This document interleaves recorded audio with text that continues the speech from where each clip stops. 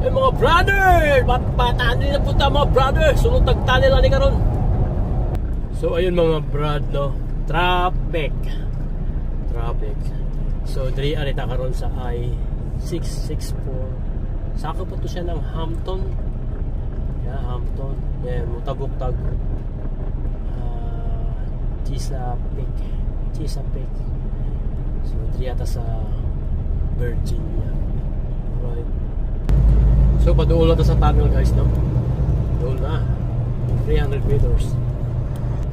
So kanin tunnel ni Adria guys no, kay mutawid ta sa ilalim sa dagat no. Nawali mo dagat ng kilid guys no. Kanang sa kanan, kaliwa dagat na. Sa ilalim ta muagi no. So grabe kayo guys no. Grabe kay pagkahimo ning ilang tunnel. So ayun, sulod na ta guys. Yeah, pag sulod na to, normal na tunnel. No, kayo, sulod.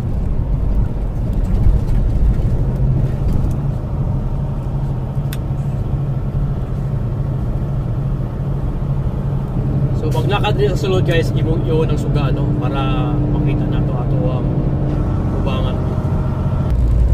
So ayun no, matuwas na ta. Ayun, di na po ta agis tuloy. Aba. So paggawas nato sa tunnel no, kali ang ato ang tambal sa pamatubangan tulay.